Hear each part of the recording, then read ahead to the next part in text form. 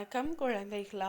இன்று நாம் தமிழ் வகுப்பில் பார்க்க இருக்கும் பகுதி வகுப்பு 2 பாடம் 7 தொடர்வண்டி நிலையத்தில் என்ற பாடத்தை இன்னைக்கு நாம் பார்க்க போகிறோம். இந்த பாடத்தில் பாருங்க, நமக்கு தொடர்வண்டி நிலையம் எப்படி இருக்கும், அங்கே நாம் எப்படியெல்லாம் நடந்துக்கணும், இதை நாம் தெரிஞ்சுக்கணுன்றதுக்காக இந்த பகுதியை நமக்கு கொடுத்துருக்குறாங்க. இங்கே படம் மட்டும்தான் கொடுத்துருக்காங்க. தொடர்வண்டி நிலையம் எப்படி இருக்கும் அப்படின்னு ஒரு 2 படம் கொடுத்துருக்காங்க. அதை இப்போ நம்ம பார்க்கலாம். கவனிங்க. தொடர்வண்டி நிலையத்தில் எப்படி இருக்குதுன்னு பாருங்க. நிறைய மக்கள் வந்து போயிட்டு இருப்பாங்க. தொடர்வண்டி நமக்கு எதுக்கு பயன்படுது? நம்ம ஒரு இடத்துல இருந்து இன்னொரு இடத்துக்கு, அதாவது ரொம்ப தூரமாக போகையில் சீக்கிரமாக போய் சேரணுன்றதுக்காக தான் நமக்கு தொடர்வண்டி பயன்படுது. தொடர்வண்டி நம்ம ஏரியாவுக்கு தான் தொடர்வண்டி நிலையம் ஒன்று அமைச்சிருக்கிறாங்க. இப்போ அந்த இடத்துல எப்படி இருக்குதுன்னு பாருங்கள். நிறைய மக்கள் வந்து போயிட்டு இருப்பாங்க. அதிகமாக கூட்டம் வந்து போகிற இடம் தொடர்வண்டி நிலையம். அங்கே நம்ம எப்படி நடந்துக்கணும்? முதல்ல நம்ம என்ன பண்ணணும்? பயணச்சீட்டு வாங்கணும் இல்லையா? தொடர்வண்டியில் ஏறக்கு நம்ம என்ன பண்ணணும்? அதில் பயணம் செய்யறதுக்கு முதல்ல பயணச்சீட்டு வாங்கணும். பயணச்சீட்டு வாங்கி நாம் எப்படி நடந்துக்கணும்? வரிசையில் நின்று பயணச்சீட்டு நம்ம வாங்கிக்கணும். அதற்கு பிறகு பாருங்க, இங்கே தொடர்வண்டி நிலையத்தில் எல்லாரும் என்ன பண்ணிட்டு இருக்காங்கன்னு பாருங்க. இங்கே பாருங்க, ஒரு அம்மாவும் ஒரு ஒரு ஒரு மனிதரும் உட்கார்ந்துருக்காங்க. உட்கார்ந்துட்டு கீழே பாருங்க, இந்த அம்மா என்ன பண்ணியிருக்காங்க? இருக்கையில் தாம் பக்கத்துலேயே ஒரு பைய வச்சுருக்குறாங்க. இது சரியா தவறா? இருக்கையில் நம்மளுடைய பையை நம்ம வச்சோம்னா அடுத்தவங்களுக்கு இடம் கிடைக்காது, அடுத்தவங்களால அந்த உட்கார முடியாதாங்க. இருக்கை எதுக்காக அமைச்சிருக்கிறாங்க? ஏன்னா தொடர்வண்டி வரைக்கும் லேட் ஆகிடுச்சு அப்படின்னா உட்கார்றதுக்காக, கொஞ்ச நேரம் இளைப்பாடுறதுக்காக தான் அந்த இருக்கையை அமைச்சிருக்காங்க. அங்கே நாம் மட்டுமா போகிறோம்? எவ்வளவு மக்கள் வராங்க. அப்போ நம்ம அங்கே எப்படி நடந்துக்கணும்? மற்றவங்களுக்கு இடையூறு இல்லாமல் நடந்துக்கணும். நம்ம உட்காரையில் என்ன பண்ணணும்? நம்ம பையை நம்மளுடைய மடி மேலேயோ இல்லை கீழேயோ வச்சுட்டு உட்கார்ந்தோம்னா அந்த இடத்துல வேறு யாராவது உட்கார்றதுக்கு அது பயன்படும். அப்போ இது போல் நம்ம தொடர்வண்டி நிலையத்தில் நடந்துக்க கூடாது. அடுத்தது பாருங்க, குழந்தைகள் எல்லாம் பாருங்க என்ன பண்ணிட்டு இருக்காங்க? தொடர்வண்டி நிலையத்தில் விளையாண்டுட்டு இருக்காங்க. பலூன் விட்டெல்லாம் விளையாண்டுட்டு இருக்காங்க. இது சரியா தவறா? அது தவறு. ஏன்னா தொடர்வண்டி நிலையத்தில் நம்ம இப்போ குழந்தைகள் விளையாண்டுட்டு இருக்கையில் மற்றவங்களுக்கு இடையூறாக இருக்குது. ஏன்னா நிறைய பேர் நடந்துக்கிட்டே இருப்பாங்க. நம்ம இடையில பூந்து நம்ம ஓடி விளையாண்டுட்டே இருந்தோம்னா அது நிச்சயமாக அங்கே வரக்கூடிய மற்றவர்களுக்கும் இடையூறாக இருக்கும். அதனால் தொடர்வண்டி நிலையத்துலலாம் நாம் விளையாடக்கூடாது.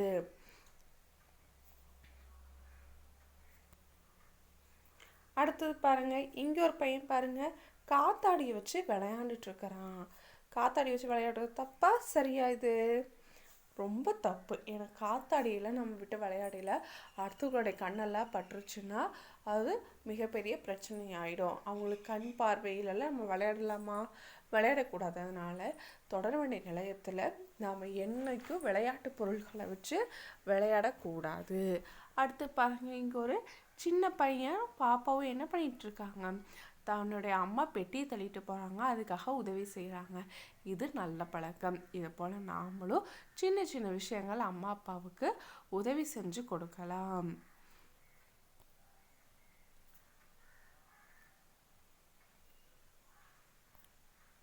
அடுத்த படம் பாருங்க.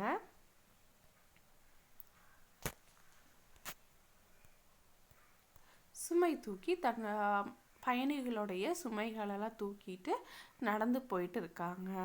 அடுத்தது பாருங்க, ஒரு குழந்தை இங்கே என்ன பண்ணுதுன்னு பாருங்க. அங்கே ஒரு அம்மா சின்ன சின்ன தின்பண்டங்கள் வியாபாரம் செஞ்சிட்ருக்காங்க. அந்த குழந்தை என்ன பண்ணுது? அங்கே போய் அது வாங்கி சாப்பிடுது. சரியா தப்பா? ரொம்ப தப்பு. ஏன்? அங்கே மூடி வைக்காமல் வச்சுருப்பாங்க. நம்ம போய் அதெல்லாம் வாங்கி சாப்பிடையில நிறைய ஈயெல்லாம் மொச்சு அது நம்ம சாப்பிட்டோம்னா நம்ம உடம்புக்கு அது கெடுதல் விளைவிக்கும். அதனால இதெல்லாம் நம்ம பண்ணக்கூடாது. இங்கே பாருங்க, ஒருத்தர் என்ன பண்ணிட்டு இருக்காரு? இருக்கையில் படுத்து தூங்கிட்டு இருக்காரு. இது சரியா தப்பா? இதுவும் ரொம்ப தப்பு. ஏன்? இருக்கை எதற்காக கொடுத்துருக்காங்க? எல்லாருக்கும் வந்து இலைப்பாறாக்காக கொடுத்துருக்காங்க. அது ஒருத்தர் மட்டுமே இப்படி படுத்துட்டு இருந்தா மற்றவங்களுக்கெல்லாம் உட்கார இருக்கை கிடைக்குமா? கிடைக்காது. அப்போ நாம் இந்த தவறை செய்யக்கூடாது. அதே போல் இங்கே பாருங்கள், தொடர் வண்டி நிலையத்தில் நம்ம தொடர் வண்டியில் ஏற போகையில் என்ன பண்ணணும்? தொடர் வண்டி நிற்கையில் நம்ம வந்து கொஞ்சம் தள்ளி நிற்கணும். அது வந்து நின்னதுக்கு அப்புறம் தான் நம்ம போய் இறங்கணும். அதே போல் இறங்கையில் அப்படி தான் அவசரப்பட்டு அது ஸ்லோவான உடனே நாம் இறங்கிடக்கூடாது. கொஞ்சம் நேரம் வெயிட் பண்ணி அது ஸ்லோவாகி அதுக்கப்புறம் தான் ட்ரெயின் நிற்கும் இல்லையா? அது நான் முழுமையாக நின்னதுக்கப்புறம் தான் நம்ம ட்ரெயின்லேருந்து இறங்கணும். ஏன்னா ட்ரெயினில் ரொம்ப ஆபத்தானது, நம்ம அவசரப்படக்கூடாது. அது நம்ம வந்து ரொம்ப பொறுமையாக இருக்கணும். தொடர் வண்டி ஏறும்போதும் சரி, இறங்கும் பொழுதும் சரி, ரொம்பவும் பொறுமையாக இருக்கணும். அடுத்து பாருங்க, ஒரு பையன் பந்து விளையாண்டுட்ருக்கான். தொடர் வண்டி நிலையத்தில் பந்து விளையாடுவாங்களா? பந்தெல்லாம் எங்கே விளையாடணும்? வீட்டில் விளையாடணும், பார்க்கிலெல்லாம் விளையாடணும். ஆனால் இங்கே தொடர் வண்டி நிலையத்தில் விளையாடுறதுலாம் ரொம்ப தப்பு. ஏன்னா நம்ம பந்து தூக்கி போட்டு விளையாடையில் எல்லாத்து மேலேயும் படும். அங்கே வயதானவர்கள் பக்கத்தில் பாருங்கள், ஒரு வயதானவர் நடந்து போயிட்டுருக்காரு. அப்போ இது சரியாக தப்பா? ரொம்ப தப்பு. அவங்க மேலே பட்டு அவங்களுக்கு அடிபட்டுச்சுன்னா என்ன பண்ணுறது? அதனால் ரொம்ப கேர்ஃபுல்லாக நம்ம நடந்துக்கணும் ஒவ்வொரு விஷயத்துலையும். அடுத்து பாருங்கள், 2 குழந்தைங்க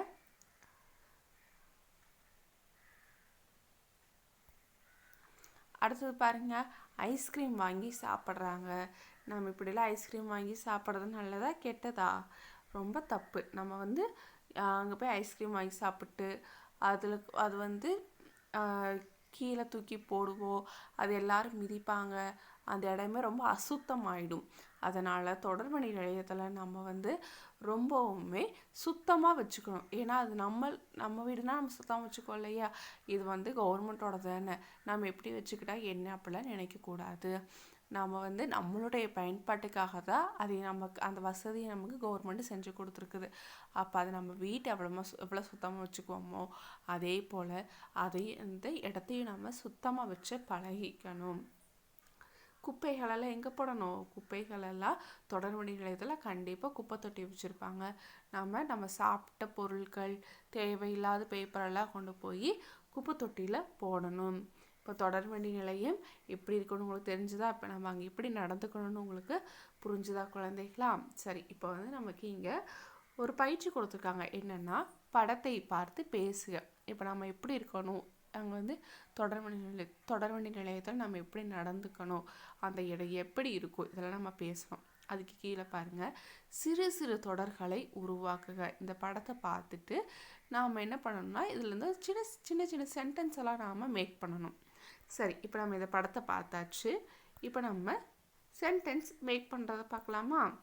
இங்கே பாருங்கள், நான் உங்களுக்கு ஒரு 4 தொடர்கள் இங்கே அமைச்சு காட்டியிருக்கேன். முதல் தொடர் பாருங்கள், சிறுவர்கள் விளையாடி கொண்டிருக்கின்றனர். சிறுவர்கள்லாம் அங்கே விளையாண்டுட்டு இருந்தாங்க.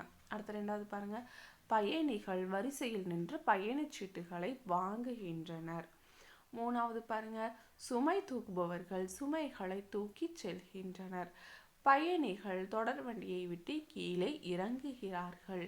இது போல் நீங்கள் அந்த படத்தை பார்த்து நீங்கள் ஒரு 4-5 சென்டென்ஸ் உங்கள் வீட்டில் செஞ்சு பாருங்கள் குழந்தைகளா. சரி, இதில் வரக்கூடிய பயிற்சிகள் பார்க்கலாமா? முதல் பயிற்சி பாருங்க, வினா கேட்கலாம். இந்த படத்தை உற்று நோக்குங்க. இங்கே என்னென்னாலும் தெரியுது, ஒரு ஆறு ஓடுது, மான் இருக்குது, மற்ற சின்ன சின்ன விலங்குகள், பட்டாம்பூச்சி, மரம், பூச்செடி, இது போல் நிறையா இருக்குது. பக்கத்தில் மலை தெரியுது. இது போல் ஒரு இயற்கை காட்சியாக நமக்கு கொடுத்துருக்குறாங்க. இந்த படத்தையெல்லாம் உற்று நோக்குனீங்களா? இப்போது இந்த படத்துலேருந்து சில வினாக்கள் மேக் பண்ணியிருக்கிறாங்க. எத்தனை மரங்கள் உள்ளன? 2வது, முயல் என்ன செய்கிறது? 3வது, நரி யாரை துரத்துகிறது? இது போல் அவங்க ஒரு 3 வினாக்கள் அமைச்சு கொடுத்துருக்காங்க. அதுக்கு கீழே பாருங்கள், நீங்களும் வினாக்களை கேளுங்கள். இது போல் நாமளும் வினாக்கள் மேக் பண்ணணும், கொஸ்டின்ஸை நம்ம மேக் பண்ணணும். இப்போ என்ன செய்யலாம்? மான் என்ன செய்கிறது? பட்டாம்பூச்சி எங்கு தேனடிக்கிறது? இது போல் சின்ன சின்ன வினாக்கள் நீங்களும் எழுதி பார்க்குறீங்களா வீட்டில்? சரி, இதெல்லாம் நீங்கள் உங்கள் புத்தகத்தை பார்த்து, உங்கள் புத்தகத்துலேயும் எழுதுகிற இடம் இருக்கும் இல்லையா, கோடெல்லாம் கொடுத்துருக்காங்க இல்லையா, அதில் நீங்கள் எழுதி பாருங்கள். அடுத்த வகுப்பில் வேறொரு பகுதியை காணலாம். நன்றி.